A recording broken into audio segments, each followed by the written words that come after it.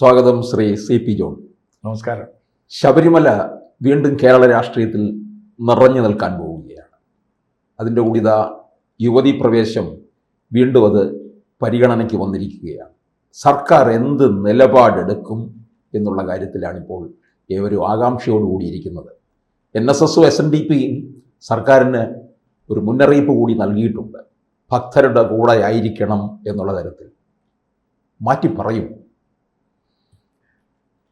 ശബരിമല ക്ഷേത്രം കഴിഞ്ഞ 5-6 കൊല്ലമായിട്ട്, പ്രത്യേകിച്ചും അല്ലെങ്കിൽ കൃത്യമായിട്ട് പറഞ്ഞാൽ 2018 മുതൽ 8 വർഷമായിട്ടല്ലേ യുവതീ പ്രവേശനം പ്രശ്നത്തിൽ അന്നത്തെ വിധി വരുന്നത് ആ വെള്ളപ്പൊക്കത്തിൻ്റെയൊക്കെ മുൻപാണല്ലോ. അപ്പോൾ ഒരു 8 വർഷമായിട്ട്, ഈ 10 വർഷത്തെ ഗവൺമെന്റിൽ 8 വർഷവും ശബരിമല ഉണ്ട്. ഇപ്പം നിറഞ്ഞു നിൽക്കുന്നു. ഇപ്പൊ വീണ്ടും അത് നിറയാണ്. ഒന്ന് നയപരമായൊരു പ്രശ്നത്തിലാണ്. അത് നമുക്കൊരു നയപരമായൊരു തീരുമാനം എടുത്താൽ മതി. പക്ഷെ മറ്റേത് നയപരമല്ല, മോഷണമാണ്, തെഫ്റ്റാണ്, റോബറിയാണ്. അത് നമ്മൾ ഒട്ടും പ്രതീക്ഷിച്ചതല്ല. നമ്മളൊരു ഇത്രയും പവിത്രമെന്ന ആളുകൾ കരുതുന്ന ഒരു ക്ഷേത്രത്തിൽ നിന്നൊക്കെ അതിൻ്റെ കട്ടള എടുത്തുകൊണ്ട് പോവുക, വാതിൽ പറിച്ചെടുക്കുക. നമ്മൾ സാധാരണ വീട്ടിൽ കട്ടള വെക്കുക എന്നാണ് പറയുക. അതെ അതെ അല്ലേ? കട്ടള പറിക്കുക. ഇപ്പൊ ഞാൻ എൻ്റെ വീട് പണിതപ്പോ ഞാൻ പഴയ മരങ്ങളൊക്കെയാണ് ഉപയോഗിച്ചത്. അപ്പൊ എൻ്റെ വീട് പണിത ആശാരി പറഞ്ഞു, സാറേ ഈ പഴയ മരമൊക്കെ മേടിക്കുന്നത് കൊള്ളാം, പക്ഷെ ഈ മുന്നിലെ കട്ടള ഞാൻ പഴയത് വയ്ക്കാൻ സമ്മതിക്കില്ല. കാരണം അത് എവിടെന്നെങ്കിലും പറിച്ചതാണല്ലോ, ഏതെങ്കിലും ഒരു വീട്ടിൽ നിന്ന് പറിച്ചതാണല്ലോ. അപ്പൊ ഞാൻ നോക്കി വെച്ചിരിക്കുക നല്ല കട്ടള, ഇത് ഞാൻ ചെയ്യില്ല. സാറ് വേറെ ആളെ കൊണ്ട് ചെയ്യിച്ചു. എന്നിട്ട് അതിനൊരു സാങ്ക്ടിറ്റി, നമ്മുടെ ആ കട്ടിളയ്ക്കൊക്കെ മുൻവാതിൽ എന്നൊക്കെ പറയുന്നതിനൊരു വിലയുണ്ടല്ലോ നമ്മുടെ ആ തച്ചുശാസ്ത്രത്തിൽ. ഞാനത് വഴങ്ങിക്കൊടുത്തു. ഞാൻ പുതിയ കട്ടിള വെച്ച് എന്ന് പറഞ്ഞതുപോലെ നമ്മുടെ നാട്ടിൽ ഈ കട്ടിള പറിക്കുക എന്നുള്ളത് നമ്മൾ ആദ്യമായിട്ട് കേൾക്കും. അതുപോലെ തന്നെ ആ സക്രോസാങ്ക്ടം, ആ വിഗ്രഹം ഇരിക്കുന്ന ചെറിയൊരു സ്ഥലമായിരിക്കുമല്ലോ. ഞാൻ നേരിട്ട് പോയി കണ്ടിട്ടില്ല, പമ്പ വരെ ഞാൻ പോയിട്ടുള്ളൂ. അവിടെ നിന്നൊക്കെ ഓരോ സംഗതികൾ മോഷ്ടിച്ചു കൊണ്ടുപോവുക. എന്നിട്ട് അത് കൊണ്ടുപോയിട്ട് ഈ മോഷണത്തിൽ തന്നെ ഇപ്പോൾ ഒരു പുതിയ ഗവേഷണം നടത്തി. മോഷണം എന്ന് പറഞ്ഞ ഒരു സാധനം എടുത്തുകൊണ്ട് പോവുക, അത് വിൽക്കുക. സാധാരണ 100 രൂപയുടെ സാധനത്തിന് 50 രൂപയെ കിട്ടുള്ളൂ. ഇപ്പൊ കള്ളം പവിത്രല്ലേ, അടൂർവാസി വില ഇടുന്നുണ്ടല്ലോ. നടുപടി വേണവനെ വെയിറ്റ് ചെയ്ത് ആ വെച്ചിട്ട് പോടാ. പത്മരാജന്റെ ആ കള്ളം പവിത്രൻ, ആ കള്ളന്മാരുടെ ഒരു ഗതികേടും കൂടെ അല്ലേ? മോഷ്ടിച്ചത് വിൽക്കണ്ടേ? അപാര സിനിമയാണ്. അപാര സിനിമയല്ലേ, ലോക സിനിമയിൽ തന്നെ നല്ലൊരു സിനിമയാണ്. പക്ഷേ ഇവിടെ കളവിന് വലിയൊരു മാനം ഉണ്ടാക്കി വരും. കളവ് സാധനം വിൽക്കുകയല്ല ചെയ്യുന്നത്, അതിൽ വിശ്വാസത്തെ കയറ്റി. ഈ ജയറാം എനിക്ക് എന്നെ വലിയ പരിചയമൊന്നുമില്ല, നമുക്ക് എല്ലാ സിനിമാ നടന്മാരെയും അറിയാവുന്നതുകൊണ്ട് കാര്യമില്ല. ഭയങ്കര ബഹുമാനം എനിക്ക്, കാരണം മിമിക്രി, അഭിനയം, ചെണ്ട, മാന്യമായ ജീവിതം എന്നാണ് നമ്മുടെ ഒരു ഫീലിംഗ്. അദ്ദേഹത്തെ പറ്റിച്ചില്ലേ? ഈ ജയറാമിനെ പോലുള്ള ഭക്തരെ അടക്കം പറ്റിച്ചില്ലേ? അവരെ വീട്ടിൽ കൊണ്ടുവച്ച് പൂജിക്കുക, എന്നിട്ട് പൈസ മേടിക്കുക. അപ്പൊ ഈ തൊണ്ടി മുതല് അല്ലെങ്കിൽ കളവ് മുതൽ വിൽക്കാൻ നടക്കുന്ന കള്ളംഭവത്തിന്റെ സ്ഥിതിയല്ല. ഇതിനൊക്കെ ഗവൺമെന്റ് കൂട്ടു നിൽക്കുക. ഇതാ ഞാൻ പറഞ്ഞു, ഈ സിസ്റ്റം എന്താണ്? നിങ്ങൾക്ക് മോഷ്ടിക്കാം, മോഷ്ടിച്ച സാധനം ഓരോ സ്ഥലത്തും കൊണ്ടുവച്ച് പൈസ ഉണ്ടാക്കാം. ആ കളവിനുണ്ടല്ലോ റിസ്ക്. കളവിന്റെ റിസ്ക് ഒന്നുമില്ല. എന്നിട്ട് അതിനെക്കുറിച്ചൊക്കെ വർണ്ണിക്കാനായിട്ട് അയ്യപ്പ സംഗമം, അതിലും കളവ്. With all due respect to a cooperative society, ഞാൻ അവരെ ഒരിക്കലും കുറ്റം പറയില്ല. എന്തിനാ അവരെ തലയ്ക്ക് തടിച്ചേൽപ്പിക്കുന്നത്, അല്ലെങ്കിൽ അവരെ എന്തെങ്കിലും എടുക്കുന്നത്? ഇത്തരത്തിലുള്ള ചെറിയ കട്ടിൽ വാങ്ങിക്കുന്നതും കസര വാങ്ങിക്കുന്നതും ഒക്കെ. അപ്പൊ ഇതൊക്കെ ആ കോപ്പറേറ്റീവ് സൊസൈറ്റിയെ കൂടി എന്താ പറയുക, അതിനകത്ത് കുടുക്കുകയാണ് ചെയ്യുന്നത്. അതിനകത്ത് ഇട്ട് കുഴയ്ക്കാന്ന് പറയില്ലേ? എന്തിനു വേണ്ടി അവരെ എത്ര ബുദ്ധിമുട്ടിക്കുന്നു? വേറെ ആളെ കിട്ടാനില്ലേ ഒരു പന്തൽ പണിയാൻ, അല്ലെങ്കിൽ കൊച്ചു കൊച്ചു കാര്യങ്ങൾ ചെയ്യാൻ? അങ്ങനെയാണ് ഞാൻ കാണുന്നത് അതിനെ. അപ്പോൾ ഒരു സൊസൈറ്റിക്ക് ഗവൺമെൻറ് പറഞ്ഞാൽ ചെയ്തിരിക്കാൻ പറ്റില്ലല്ലോ. അപ്പം അവരെ പിടിച്ച് വലിച്ച് അതിലേക്ക് ഇട്ട് ഇതിലേക്ക് പിടിച്ച് അവർ പോകേണ്ട കാര്യമില്ല, പിടിക്കേണ്ട കാര്യമില്ല. ഇനി ഇതെല്ലാം കഴിഞ്ഞു, ആളുകളെ പിടിച്ചു ജയിലിലിട്ടു. CPM-ന്റെ ഭരണഘടന വളരെ കൃത്യമായ ഒരു ഡോക്യുമെൻ്റാണ്, ഷോർട്ട് ഡോക്യുമെൻ്റ്. അതിൻ്റെ എൻ്റെ ഓർമ്മ ശരിയാണ് ഈ 19ാമത്തെ ഖണ്ഡികയിൽ പറയുന്ന 10 കാര്യങ്ങളുണ്ട്. ഒരു പാർട്ടി മെമ്പറെ പുറത്താക്കുന്ന നടപടിയെടുക്കലാണ്. അതിൽ സാമ്പത്തികമായ കുറ്റാരോപിതനാവുകയും പാർട്ടിക്ക് അവമതിപ്പുണ്ടാവുകയും ചെയ്താൽ ആ പാർട്ടി മെമ്പറെ സസ്പെൻഡ് ചെയ്യണം. സസ്പെൻഷൻ പക്ഷേ 3 മാസത്തിൽ നീണ്ടുപോകാൻ പാടില്ല. ഇത്ര സൂക്ഷ്മമായിട്ടുള്ള ഒരു ഡോക്യുമെൻ്റ് അത്.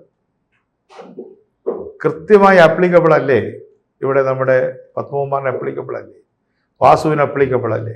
അവരെ സസ്പെൻഷനിൽ നിർത്തുന്നു.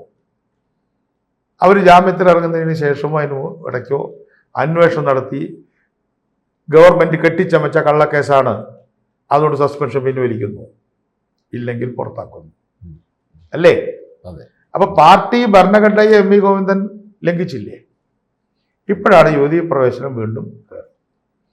ഇതിൽ എനിക്കൊരു 5 മിനിറ്റ് ഇതിനെക്കുറിച്ച് പറയാനുണ്ട്. ഞങ്ങളുടെ പാർട്ടി CPM എന്ന് വിട്ടുപോകുമ്പോൾ ഈ യുവതീ പ്രവേശനമോ അയ്യപ്പ പ്രശ്നമോ ഒന്നും ഇല്ലല്ലോ. ഇല്ല, അതെ, ഒന്നുമില്ല. പക്ഷെ എൻ്റെ പാർട്ടിയെക്കുറിച്ച് എനിക്കൊരു മതിപ്പ് തോന്നുന്നത്, ഞാൻ ഒരാൾ എഴുതുന്ന ഒരു കമ്മിറ്റിയാണ് എഴുതുന്നത്. PK രവീന്ദ്രൻ എന്നാണ് ഞങ്ങളുടെ കമ്മിറ്റിയുടെ ചെയർമാൻ്റെ പേര്. ഈ റെസൊല്യൂഷൻ ഡ്രാഫ്റ്റിംഗ് കമ്മിറ്റി ഉണ്ടാക്കും. MVR ഉള്ളപ്പോൾ ഞങ്ങളുടെയൊക്കെ സഹായം തേടുമെങ്കിൽ ഒരു ഒഫീഷ്യൽ കമ്മിറ്റി. MVR മരിച്ചിട്ട് ആദ്യത്തെ പാർട്ടി കോൺഗ്രസ്സാണ് കോട്ടയത്ത് 2014 നവംബർ 27, 28, 29. MVR 9-ാം തീയതി മരിച്ചു നവംബറിൽ. അപ്പം ഞങ്ങൾ ആ പ്രമേയം എഴുതിയപ്പോൾ അന്ന് ഈ വക ഒരു പ്രശ്നമില്ല. പക്ഷെ അന്ന് മോഡി ഗവൺമെൻറ് വന്നു. ഏപ്രിൽ മേയിൽ മോഡി ഗവൺമെൻറ് വന്നല്ലോ. ഞങ്ങൾ എഴുതി, നമ്മളിതൊരു പുതിയ കാലമാണ്. ഈ ഒരു പുതിയ കാലത്തിൽ കമ്മ്യൂണിസ്റ്റ് പാർട്ടികൾ എങ്ങനെ പ്രവർത്തിക്കണം? കമ്മ്യൂണിസ്റ്റ് പാർട്ടികൾ പണ്ട് പ്രവർത്തിച്ച അതേ ചാലിൽ പോയാൽ പോരാ. നമ്മളൊരു പ്രോബ്ലം വന്നപ്പോൾ റെസ്പോണ്ട് ചെയ്താൽ പോരാ. ശബരിമലയെയും തിരുവോണത്തെയും ഒക്കെ നമ്മുടെ പാർട്ടിയുടെ പ്രചരണ കാര്യങ്ങളിൽ പോസിറ്റീവായിട്ട് ഉപയോഗിക്കണം. കാരണം ഇത് നമ്മുടെ കൾച്ചറാണ്. നമ്മുടെ കൾച്ചർ സെക്കുലറാണ്. എന്നാലേ സെക്കുലറിസം ഉണ്ടാവുള്ളൂ. അല്ലാതെ ഇലക്ഷൻ്റെ 6 മാസം മുമ്പ് ഒരു സെക്കുലർ ഫണ്ട് ഉണ്ടാക്കി അതിനൊരു കൺവീനർ, ചെയർമാൻ, കാര്യമൊന്നുമില്ല.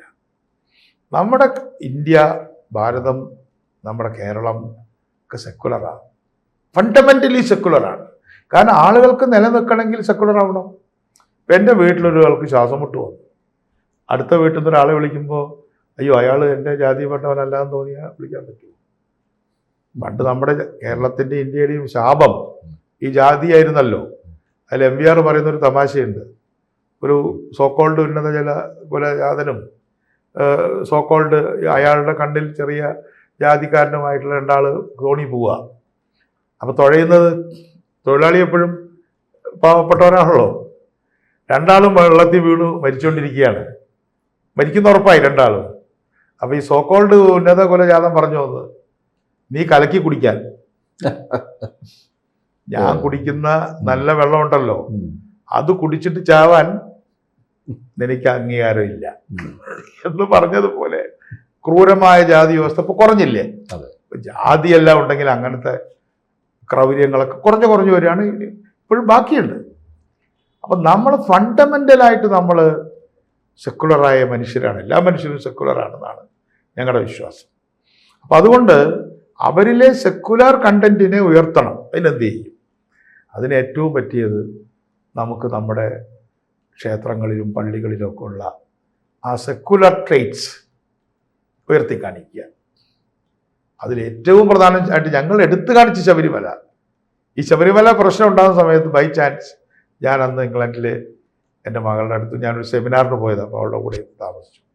ഇവിടെ തന്നെ വിളിച്ചു ചോദിച്ചു, എന്ത് നിലപാടെടുക്കണം?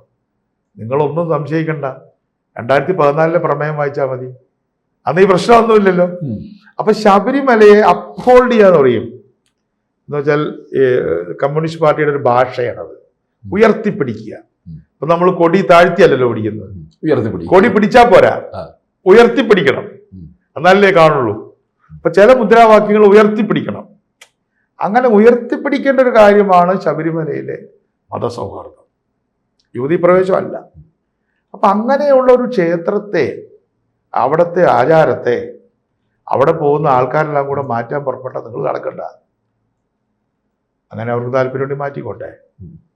പക്ഷെ അവിടെ പോകുന്ന എല്ലാവരും പറയുന്നത് കുഴപ്പമില്ലെന്ന്. അപ്പൊ നമ്മൾ പോയിട്ട് ഒരു നിയമം കൊണ്ട് മാറ്റാൻ കഴിയുമോ? അവിടെ പോകുന്ന സ്ത്രീകൾ, പോകണം എന്ന് പറയുന്ന സ്ത്രീകൾ ഞങ്ങൾ പോണില്ല. അവര് നാമജപയാത്രയും NSS ആണല്ലോ മുൻകൈ എടുത്തത്. 10,000 ആളിങ്ങനെ അണക്കെട്ട് തുറന്നു വിട്ട പോലെ റോഡിലേക്ക് ഇറങ്ങുമ്പോ ഇതിലൊന്നും പോവാത്ത ആൾക്കാർ പറയാ നിങ്ങൾ പോണോ? ഏത് ഒരു കമ്മ്യൂണിസ്റ്റുകാരൻ സാധാരണ നിലയ്ക്ക് പള്ളിയിലും അമ്പലത്തിലും പോകണ്ടല്ലോ. അപ്പൊ ഈ പള്ളിയിലും അമ്പലത്തിലും പോവാത്തവൻ പറയാണ് നിങ്ങൾ അമ്പലത്തിൽ പോണോന്ന്. അപ്പൊ അവര് പറയാണ് പോണ്ടാന്ന്. എന്തൊരു ഓക്സിമോറോണിക് ആയിട്ടുള്ള കാര്യമാണ് അല്ലേ, വിരോധാഭാസമല്ലേ അത്. അപ്പൊ ഞങ്ങളാണ് ആദ്യം ഈ വിഷയത്തില് CMP ഒരു ധർണ നടത്തിയെന്ന് പറഞ്ഞാൽ താങ്കൾ വിശ്വസിക്കുമോ? എല്ലാവരും ഒന്ന് അമാദിച്ചു. ഒരു സംശയം ഉണ്ടായി എല്ലാവർക്കും. ഡൽഹിയിൽ ഇരിക്കുന്നവർക്ക് മനസ്സിലാവില്ല. UDF പ്രേമചന്ദ്രനും ഞാനും ശക്തമായൊരു നിലപാട് സ്വീകരിച്ചു, പാർട്ടികൾ എന്നുള്ള നിലയ്ക്ക്. കാരണം ഞങ്ങൾ ഇടതുപക്ഷ പാർട്ടികൾ എന്നുള്ള നിലയ്ക്ക് തന്നെയാണ് സ്വീകരിച്ചത്. കാരണം ഒരു റിലീജിയന്റെ ഒരു കാലാകാലമായി നിൽക്കുന്ന ഒരു സമ്പ്രദായത്തെ കൊണ്ട് തകർക്കരുത്. അതൊക്കെ മതസൗഹാർദ്ദത്തായിട്ട് അമ്മാനമാടുന്നതിന് തുല്യമല്ലേ. അപ്പൊ ആദ്യമായിട്ട് സെക്രട്ടേറിയറ്റിൽ ധർണ നടത്തിയത് CMP എന്ന് പറയാൻ എനിക്ക് അഭിമാനമുണ്ട്. മുദ്രാവാക്യം ഏതാണ്? ശബരിമലയെ കലാപഭൂമിയാക്കരുത്. ശബരിമല അയ്യപ്പ സേവാ സംഘത്തിന്റെ പ്രസിഡന്റ് ആരായിരുന്നു? തെന്നല ബാലകൃഷ്ണൻ. അദ്ദേഹത്തെ ആദ്യമായിട്ട് പ്രോഗ്രാമിൽ വിളിച്ചത് MBR ട്രസ്റ്റാണ്. ഈ വിഷയത്തിൽ പ്രസ് ക്ലബിൽ. അപ്പൊ തെന്നല ഭയങ്കര ഷാർപ്പാണ്. ആ CMP എന്നുകൊണ്ട് വിളിക്കാതിരിക്കാനാണല്ലേ ജോടെ MBR ട്രസ്റ്റ് ഉപയോഗിച്ചത്. ശരിയാ, കാരണം ഒരു പാർട്ടി എന്ന നിലയ്ക്ക് അദ്ദേഹത്തെ വിളിക്കും. അദ്ദേഹം കോൺഗ്രസ് പ്രസിഡന്റായിരുന്ന ആള്. അപ്പൊ ഞങ്ങൾ അതിലെടുത്ത സമീപനം ഏറ്റവും ശരിയായിരുന്നു എന്ന് പിന്നെ എല്ലാവരും അംഗീകരിച്ചതിൽ എനിക്ക് വളരെ സന്തോഷമുണ്ട്. ഇപ്പോഴും ഞാൻ ആവർത്തിക്കുന്നു, ഈ വിഷയം കോടതികൾ കൈകാര്യം ചെയ്യേണ്ടതല്ല. ഇതൊരു ഡിനോമിനേഷണൽ ഐഡന്റിറ്റിയുടെ പ്രശ്നമാണ്. ഇതാ ഞങ്ങളുടെ അടുത്ത സമീപനം. ഇപ്പൊ ശാസ്താ ക്ഷേത്രം നമുക്ക് തൈക്കാടില്ലേ? അതെ, അവിടെ എല്ലാവർക്കും പോവാലോ അല്ലേ? അപ്പൊ എന്തുകൊണ്ട് അവിടെ പോകാൻ പാടില്ല എന്ന് പറയുന്നു? അതൊരു ഡിനോമിനേഷണൽ ആയിട്ടുള്ളൊരു കാര്യമാണ്. ഒരു പ്രത്യേക വസ്ത്രം ധരിച്ച് പ്രത്യേക, അവരെ അയ്യപ്പൻ എന്നാണ് വിളിക്കുന്നത്. അപ്പം എനിക്കൊക്കെ ശബരിമലയൊക്കെ ഒരു കുട്ടിയായിരിക്കുമ്പോൾ ഉള്ള ഒരു ഇതാണ്. ഞങ്ങളുടെ വീട്ടിൽ വരുന്ന ഒരു തൊഴിലാളി ഉണ്ടായിരുന്നു. അപ്പം എൻ്റെ അപ്പനൊക്കെ ഒരു ഉയർന്ന സാമാന്യമായിട്ടുള്ള ഉദ്യോഗസ്ഥൻ. അപ്പോൾ അയാളുടെ പേര് അയ്യപ്പൻ അങ്ങനെ. അപ്പൊ അയ്യപ്പ അയ്യപ്പ എന്ന് ഇച്ചിരി അധികാര സ്വരത്തിലൂടെ വിളിക്കുക. പക്ഷെ ഇങ്ങനെ ഈ മാല ഇട്ട് കഴിഞ്ഞാല് എന്റെ അപ്പനൊക്കെ സ്വാമി എന്നാ വിളിക്കുന്നത്. ഇദ്ദേഹത്തിന്റെ പേര് അയ്യപ്പനാണ്. വെള്ളം കൊണ്ടുവരണം ചുവന്ന്. അപ്പൊ ഞങ്ങളപ്പോ ഇങ്ങനെ കുട്ടികളൊക്കെ നമ്മുടെ അപ്പൻ്റെ ഒക്കെ ആറ്റിറ്റ്യൂഡിലൊരു മാറ്റം. അപ്പൊ ഒരു തൊഴിലാളിയാവട്ടെ കർഷകനാവട്ടെ മാല ഇട്ട് കഴിഞ്ഞാൽ സ്വാമിയായി. അപ്പൊ സ്വാമി എന്നാണ് വളരെ റെസ്പെക്ട്. അവർക്കും അതൊരു, അവര് പരസ്പരവും സ്വാമി. ഇതിനെയാണ് ഉമ്മൻചാണ്ടി ഡെനോമിനേഷൻ എന്ന ലീഗൽ ഇതിലേക്ക് വന്നത്. ഇത്രയും നമ്മൾ സമയം പറഞ്ഞത് കൾച്ചറല്ല, ഇനി ലീഗലാ. അപ്പൊ ഇതൊരു ഡിനോമിനേഷണൽ നേച്ചറുണ്ട് ശബരിമലയ്ക്ക്. അപ്പൊ ഡിനോമിനേഷനുകൾക്ക് അവരുടേതായ ആചാരങ്ങൾ നിലനിർത്താം എന്ന നിയമമുണ്ട്. ഞാൻ പറഞ്ഞതിന്റെ ഇച്ചിരി ടെക്നിക്കൽ ഇപ്പൊ പറയുന്നത്. പക്ഷെ ഇതിപ്പോ ഉദാഹരണം, ഇപ്പൊ ക്രിസ്തു മതം ആണല്ലോ ഒരു ലോകത്തൊരു പദമാണ്. അതിൽ ആംഗ്ലിക്കൻ ചർച്ചിൽ മെത്രാന്മാർക്കും സ്ത്രീകൾക്കും മെത്രാനാവാം. ഇപ്പൊ നമ്മുടെ ട്രംപിനെ അവിടെ നിന്ന് ശകാരിച്ചില്ലേ ഒരു വനിത? ഒരു ബിഷപ്പായിരുന്നു. She's the bishop. പക്ഷെ കാത്തലിക് ചർച്ചിൽ സ്ത്രീകൾക്ക് ബിഷപ്പാവാൻ പറ്റുമോ? അവർ കന്യാസ്ത്രീ ആവാനേ പറ്റൂ. കാത്തലിക് ചർച്ചിൽ സെലിബസി, വിവാഹം ചെയ്യാൻ പാടില്ല ആര്? പുരോഹിതന്മാര്. പക്ഷേ ഓർത്തഡോക്സിലോ ഭാവകക്ഷിയിലോ മാർത്തോമയിലോ ഒക്കെ കല്യാണം കഴിക്കാമല്ലോ. അവർക്ക് മർത്തനന്മാർക്ക് കല്യാണം കഴിക്കാൻ പാടില്ല. ഇങ്ങനെ ഞാൻ പറഞ്ഞത്, ഇപ്പൊ CSIയില് സ്ത്രീകൾ മെത്രാന്മാരുണ്ട്. നമ്മുടെ തിരുവനന്തപുരത്തുള്ള CSI ഇല്ലേ, CSIയിൽ സ്ത്രീകൾക്ക് അച്ഛന്മാരുണ്ട്, മെത്രാനുണ്ട്. താങ്കൾ മനസ്സിലാക്കിയിട്ടില്ല? അറിയാം. അപ്പൊ അത് ഡിനോമിനേഷണൽ ഡിഫറൻസ് ആണ്, മനസ്സിലായോ? അപ്പൊ അതുകൊണ്ട് ശാസ്താക്ഷേത്രത്തിൽ സ്ത്രീകൾക്ക് പോകാന്നുള്ളത് കൊണ്ട് ശബരിമലയിൽ പോകാൻ സാധിക്കാൻ പറ്റില്ല എന്നായി പറഞ്ഞത് എന്നെ മലയാളം. അതിന്റെ പൊരുളതാണ്. ഇപ്പൊ മുസ്ലിം പള്ളികളിൽ ചിലതില് സ്ത്രീകൾക്ക് കയറാം, ചിലതില് കയറണം. അപ്പൊ കയറണം എന്നുള്ളവർ ഈ പള്ളിയിൽ പോവുക, കയറണ്ട എന്നുള്ളവർ മറ്റേന്റെ കൂടെ. അപ്പൊ ഡിനോമിനേഷണൽ ചോയ്സ് ആണ്, മനസ്സിലായോ? അപ്പൊ ഒരു ഭക്തന്റെ മുമ്പിൽ ചോയ്സ് ഉണ്ട്. ഇപ്പൊ എല്ലാവരും ശബരിമലയ്ക്ക് പോകണമെന്ന് ഇവിടെ ആരും നിർബന്ധിക്കുന്നുണ്ട്. ആളുകൾ പോകുന്നത് അവരുടെ ഭക്തി കൊണ്ട് പോകുന്നതല്ലേ, അത് അവരുടെ ചോയ്സ് അല്ലേ. എല്ലാവരും ജീവിതത്തിൽ ഒരു പ്രാവശ്യം ശബരിമലയ്ക്ക് പോയിരിക്കേണ്ടതാണ് എന്നാരും പറഞ്ഞിട്ടുണ്ടോ? ഉണ്ടോ? ഇല്ല. എത്ര തവണ വേണേലും പോവാതിരിക്കാം, വീട്ടിലിരിക്കാം, അതെ അല്ലേ? അപ്പൊ ഇതില് ഞാൻ ലീഗൽ സൈഡാണ് പറയുന്നത്. ഇതിനെ മുഴുവൻ നിരാകരിക്കുകയാണ് CPM ചെയ്തത്. ഇത്രയും വലിയൊരു മണ്ടത്തരം പിണറായി വിജയൻ ചെയ്യുമെന്ന് ഞാൻ വിചാരിച്ചിട്ടില്ല. ഇനിയപ്പം തിരുത്തും തോന്നുന്നു. ഇപ്പൊ വലിയ കൺഫ്യൂഷൻ അല്ല. തിരുത്തിയാൽ പുരോഗമനം നഷ്ടപ്പെടുമെന്നുള്ള പേടി. തിരുത്തിയില്ലെങ്കിൽ പിന്നെ നിന്റെ അഡ്രസ്സ് കാണൂല. സത്യം പറഞ്ഞാൽ അമ്മ തല്ലുകൊള്ളും, സത്യം പറഞ്ഞില്ലെങ്കിൽ അച്ഛൻ പട്ടിയിറച്ചി തിന്നും എന്നൊരു കഥയുണ്ടല്ലോ. എന്ന് പറഞ്ഞതുപോലെ തിരുത്താനും വയ്യ, തിരുത്താതിരിക്കാനും വയ്യ. ഡെലമ്മ. ഒരു ധർമ്മസങ്കടത്തിലാണ് ഇപ്പൊ CPM. കോടിയേരി ബാലകൃഷ്ണൻ നല്ല തെളിമയുള്ള ഒരു നേതാവായിരുന്നല്ലോ. അദ്ദേഹം തോറ്റ് കഴിഞ്ഞപ്പോൾ പറഞ്ഞു, ഇപ്പൊ എൻ്റെ ഒരു നേതാവാണ് മൂപ്പര്, ഞങ്ങളെയൊക്കെ മെന്റർ ചെയ്ത ആളാണ്. എടാ ഞങ്ങൾ പിന്നെ തിരുത്തി എല്ലാ വീട്ടിലും കയറി പറഞ്ഞു. ഓരോ ബ്രാഞ്ചിലും ഇതുമായി ബന്ധപ്പെട്ട വീടുകളുണ്ടല്ലോ, അവിടെയൊക്കെ പോയി നമുക്കൊരു അബദ്ധം പറ്റിയത് ഇനിയിപ്പോൾ അതൊരു ഇഷ്യൂ ആകണ്ട. ഞാനൊരു ലോക്കൽ കമ്മിറ്റി സെക്രട്ടറി ആയിരുന്നു എന്ന് താങ്കൾക്കറിയോ? CPM-ന്റെ അറിയില്ലല്ലോ. അതൊരു പുതിയ അറിവ്. എല്ലാവർക്കും അറിയാം, നിങ്ങളെ ശ്രദ്ധിക്കാൻ.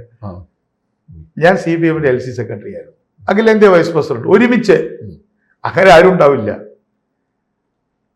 സംസ്ഥാന ഫ്രാക്ഷന്റെ കൺവീനറും എല്ലാം ഒരുമിച്ചാണ്.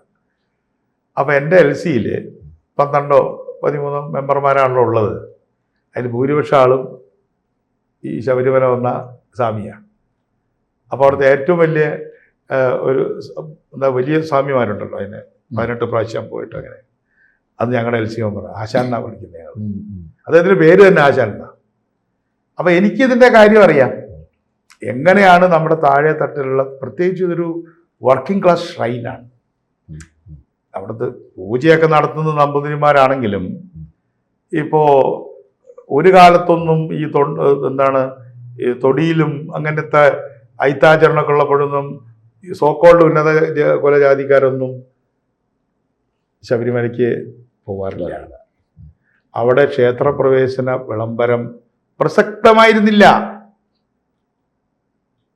936 എല്ലാ ഹിന്ദു മതവിശ്വാസികൾക്കും ക്ഷേത്രത്തിൽ കയറാമെന്ന് തിരുവിതാംകൂർ രാജാവ് പറഞ്ഞു. 31 ഗുരുവായൂർ സത്യാഗ്രഹം നടന്നു. ശബരിമല സത്യാഗ്രഹം നിങ്ങളോട് കേട്ടിട്ടുണ്ടോ? ശബരിമലയിൽ എല്ലാവർക്കും പോവാം, അവിടെ ഗോത്രവർഗങ്ങളുടെ പാരമ്പര്യം ഉണ്ടായിരുന്നു. അപ്പൊ എന്തായാലും ഇത് ഈ കോടതിയുടെ ഇടപെടല് ഈ തെരഞ്ഞെടുപ്പ് സമയത്തത് ഇവർക്കൊരു തിരിച്ചടി. ഹീറാമുട്ടിയാണ്. അതിലവർക്കിപ്പോ ഇന്നിപ്പോ ഗോവിന്ദന്റെ സ്റ്റേറ്റ്മെന്റ് വളരെ അടുത്ത കാലത്ത് ഗോവിന്ദൻ പറഞ്ഞ ഒരു സൂക്ഷിച്ച സ്റ്റേറ്റ്മെന്റ് ആണ്. പാർട്ടിക്ക് ഒരു നിലപാടുണ്ടാവും, ഗവൺമെന്റിന് വേറെ ഉണ്ടാവും. എന്റെ അർത്ഥം മനസ്സിലായോ? പാർട്ടി പറയും കേറിക്കോളാൻ, പക്ഷെ ഗവൺമെന്റ് പറയും വേണ്ട. അപ്പൊ പുരോഗമനവും പോകത്തില്ല, ഭക്തരുടെ കൂടെയുമാണ്, രണ്ടും പോകും. അല്ലേ? പാർട്ടിയുടെ നിലപാട് പറയാൻ അല്ലെങ്കിൽ ഒരു ഗവൺമെന്റിൽ ഇരിക്കണോ? അതിന് വേറെ പാർട്ടിയില്ലേ? അപ്പൊ ഗോവിന്ദൻ വളരെ ശ്രദ്ധിച്ചെന്ന് പറഞ്ഞിട്ടുള്ളത് പാർട്ടിക്ക് ഒരു നിലപാടുണ്ടാവും, ആ നിലപാട് ഗവൺമെന്റിന് ഉണ്ടാവണമെന്നില്ല. ചേട്ടാ, അപ്പൊ ഈ പാർട്ടിയുടെ നിലപാട് എടുക്കാനില്ലെങ്കിൽ നിങ്ങൾ ഗവൺമെന്റിൽ ഉണ്ടാവണമെന്ന് ഇവിടെ ഇന്ത്യ ഭരണഘടനയിൽ എഴുതി വെച്ചിട്ടുണ്ടോ? ഇവര് ഗവൺമെന്റിൽ ഇല്ലാത്തതുകൊണ്ട് ബംഗാളൊക്കെ ഭൂമിയിൽ അടിയിൽ പോയോ? അതെ. ഇന്ത്യയിൽ എവിടെയപ്പോ CPM ഉള്ളത്? 2.5% ആളുകളാണ് മലയാളികൾ, അവിടെ ഉള്ളൂ. ഇനി 3 കൂട്ടിയാൽ തന്നെ 97% സ്ഥലത്തും ഇല്ലല്ലോ. ഇല്ല. അപ്പൊ അതിലൊന്നും കാര്യമില്ല. അതൊക്കെ നല്ല വെപ്രാളം പിടിച്ചിട്ടുണ്ട്. പക്ഷെ ഞങ്ങൾക്കിതിൽ വളരെ ക്ലിയർ ആണെന്ന് പ്രതിപക്ഷ നേതാവ് പറഞ്ഞിട്ടുണ്ട്. ഉമ്മൻചാണ്ടി കൊടുത്ത സത്യവാങ്മൂലം തിരിച്ചു കൊടുക്കുക, അതാണല്ലോ ഇവർ ക്യാൻസൽ ചെയ്തേ. അത്രയേ ഉള്ളൂ. ഞങ്ങൾക്കതിൽ യാതൊരു പ്രശ്നമില്ല. BJPക്ക് അവൻ്റെ സത്യവാങ്മൂലം ഒന്നും കൊടുക്കേണ്ട കാര്യമില്ല. അവരും കേന്ദ്രത്തിൽ ഈ അഭിപ്രായങ്ങളൊക്കെ പറയുന്നുണ്ട്.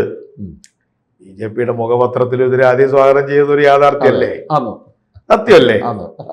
പിന്നെ അവർക്ക് തോന്നി അത് വേണ്ടിയിരുന്നില്ല എന്ന് തോന്നി. അപ്പം ഞങ്ങളെ സംബന്ധിച്ചിടത്തോളം, പക്ഷെ ഞാൻ CMPയുടെ കാര്യം പറഞ്ഞല്ലോ, ഞങ്ങൾ ഈ കാര്യത്തിൽ നമ്മുടെ മഹത് പൈതൃകമാണ് ശബരിമല. മഹത് പൈതൃകം അതൊരു ക്ഷേത്രം മാത്രമല്ല, അനേക ക്ഷേത്രങ്ങൾ, പള്ളികൾ. ഇപ്പൊ നമ്മുടെ ഈ പുതുപ്പള്ളി, നമ്മുടെ ഉമ്മൻചാണ്ടി മണ്ഡലം, അതെ, അവിടുത്തെ പള്ളി, അവിടെ എനിക്ക് വളരെ കാലമായിട്ട് ബന്ധമുള്ളതാണ്. അപ്പൊ അവിടുത്തെ ആളുകൾ, അവിടുത്തെ ഹിന്ദു മതവിശ്വാസികൾ വലിയൊരു ശതമാനം ഈ പുതുപ്പള്ളി പള്ളിയിൽ പോകുന്നവരാ. പണ്ടവിടെ കോഴിവട്ടൊക്കെ ഉണ്ടായിരുന്നു. ഉമ്മൻചാണ്ടി അതിലൊരാൾ എന്നാണ് നിലയ്ക്കാണ് അദ്ദേഹം ചെറുപ്പത്തിൽ അവിടെ അങ്ങനെ പോയി അതായി. അപ്പൊ അവര് പറഞ്ഞെന്താണെന്നറിയോ, പുതുപ്പള്ളി പള്ളിയിലെ സെന്റ് ജോർജ് പുണ്യവാളനും അപ്പുറത്തൊരു കുന്നുണ്ട്, ആ കുന്നിലൊരു ദേവിയുണ്ട്, അവർ തമ്മിൽ സഹോദരി സഹോദരന്മാരാണ്. ഇത് തന്നെ എന്ത് പറയുന്നുണ്ട്, ഈരാറ്റുപേട്ടയിലും പറയുന്നുണ്ട്. ഇനി കാസർഗോഡ് കുറേ കൂടെ പല സംഘർഷങ്ങളും ഉള്ള പണ്ടുകാലം തൊട്ടേ മൈസൂർ രാജാക്കന്മാരുടെ വരവൊക്കെ ഉണ്ടല്ലോ. അവിടെ വിഷ്ണു തെയ്യം എന്നുകൊണ്ടൊരു തെയ്യം, ആ തെയ്യം എല്ലാ വർഷവും ഒരു മുസ്ലിം പള്ളിയിൽ കയറി ചെല്ലണം. അതൊരു ചടങ്ങാണ്. എൻ്റെ നാട് കുന്നംകുളം, ഞാൻ ജനിച്ചു വളർന്നു. അവിടെ Saint Mary's church, Christian church, വളരെ ഫേമസ് ചർച്ച്. കുന്നംകുളംകാർ സെൻറ്റ് മേരി എന്ന് പറയില്ല, തമ്പരാനെ പറ്റ അമ്മ എന്നേ പറയും. അത്രയും റെസ്പെക്റ്റാണ്. അവിടുത്തെ പെരുന്നാൾ സെൻറ്റ് മേരീസ് ഡേ സെപ്റ്റംബർ 8. അന്ന് അവിടെ ചോറ് കൊടുക്കുന്നൊരു ചടങ്ങുണ്ട്, അന്നദാനം. ആ അന്നദാനം തുടങ്ങണമെങ്കിൽ അവിടുത്തെ ഒരു പറയ കുടുംബം വന്ന് അത് അക്സെപ്റ്റ് ചെയ്യണം. അവര് വന്ന് ആ ചോറ്, അച്ഛനൊരു വലിയ ചിലപ്പോൾ പത്രാമാരൊക്കെയാണ് വരുന്നത്, ഞാനിവിടെ സ്ഥിരം പോകുന്നതാണ്, കൊടുത്താലേ എന്ത് തുടങ്ങാൻ പറ്റുള്ളൂ. ഈ ആയിരക്കണക്കിന് ആളുകൾക്ക് ഉണ്ടാക്കി വെച്ചിട്ടുള്ള ഭക്ഷണം ഉണ്ടല്ലോ, അത് വിളമ്പാൻ പറ്റുള്ളൂ. ഇങ്ങനെയുള്ള കൾച്ചറല്ലേ നമ്മുടെ നാട്ടിലുള്ളത്. അപ്പൊ അതിനെ പ്രോത്സാഹിപ്പിക്കുന്നതിന് കൾച്ചറിനെ എടുത്തിട്ട് വേണം പൊളിറ്റിക്സിലേക്ക് പോകാൻ. ഇതാണ് ഞങ്ങൾക്ക് തന്നെ മനസ്സിലായത്, പണ്ട് മനസ്സിലായിട്ടില്ല. അപ്പൊ അതുകൊണ്ട് ശബരിമല കമ്മ്യൂണിസ്റ്റ് പാർട്ടികൾ വളരെ ഗൗരവത്തിൽ കാണുന്നത്. ശബരിമല കേരള രാഷ്ട്രീയത്തിൽ ഗതി നിർണ്ണയിക്കുമെന്നുള്ളത് കേരള രാഷ്ട്രീയത്തിൽ മാത്രമല്ല, നമ്മുടെ ജീവിതത്തിൽ ഈ രാഷ്ട്രീയം എന്നൊക്കെ അടുത്ത കാലത്ത് ഉണ്ടായതല്ലേ. ശബരിമല ഉണ്ടാകുമ്പോൾ രാഷ്ട്രീയം ഉണ്ടോ? ഇല്ല. ഇതൊക്കെ ഉണ്ടായിട്ടല്ലേ രാഷ്ട്രീയം ഉണ്ടായത്. അപ്പൊ രാഷ്ട്രീയത്തിന് വേണ്ടി മാത്രമല്ല, നമ്മുടെ കൾച്ചർ. ഞാൻ എപ്പോഴും പൊതുയോഗത്തിൽ പറയാറുണ്ട്, നമുക്കിപ്പോൾ വിദ്യാഭ്യാസം കൂടി. പണ്ട് നമ്മുടെ അച്ഛനപ്പന്മാർക്കൊന്നും വലിയ വിദ്യാഭ്യാസമൊന്നും ഇല്ലാന്നാണല്ലോ നമ്മുടെ വിചാരം. അറിവുണ്ടായിരുന്നു അവർക്ക്. നമുക്ക് വിദ്യാഭ്യാസമുണ്ട്, അവർക്ക് അറിവുണ്ട്, വിവരം ഉണ്ടായിരുന്നു. ഇതെല്ലാം നന്നായി നടക്കണമെങ്കിൽ ഇങ്ങനെയൊക്കെ വേണം മോനെ എന്നൊരു ബോധം അവർക്കുണ്ടായിരുന്നു. ഇപ്പം നമ്മൾ ഈ മോഡേൺ ഏജിൽ വന്നപ്പോൾ എഡ്യൂക്കേഷൻ ഭയങ്കരമാണ്, പക്ഷെ നമുക്കാണ് ഇപ്പോൾ ഒത്തിരി ബോധക്കുറവ് എന്നൊരു തോന്നൽ, എനിക്ക് തെറ്റായൊരു തോന്നലായിരിക്കാം. അതുകൊണ്ട് നമുക്ക് ശബരിമല പ്രശ്നത്തെ ഒരു പ്രോഗ്രസീവായിട്ട് കാണണം. ഞാനതിനെ CPM-നെ അടിക്കാനുള്ളൊരു വടിയായിട്ട് മാത്രമല്ല ഉപയോഗിക്കുന്നത്. അവർ ചെയ്ത വിഡ്ഢിത്തത്തിന് അവർ പിഴ കൊടുത്തേ പറ്റൂ രാഷ്ട്രീയമായിട്ട്. ഇപ്പം അവരുടെ വലിയ ഒരാശയക്കുഴപ്പത്തിൻ്റെ പടുകുഴിയിലാണ് CPM. പാർട്ടിക്കൊരു അഭിപ്രായം, ഗവൺമെൻറ് വേറെ അഭിപ്രായം. ഇതോടുകൂടി അവരുടെ ആശയക്കുഴപ്പം സമ്പൂർണ്ണമായി. കൂടുതൽ വാർത്തകളും വിശേഷങ്ങളും നിങ്ങളിലേക്ക് എത്താൻ ABC മലയാളം സബ്സ്ക്രൈബ് ചെയ്യുക, ബെൽ ബട്ടണും അമർത്തുക.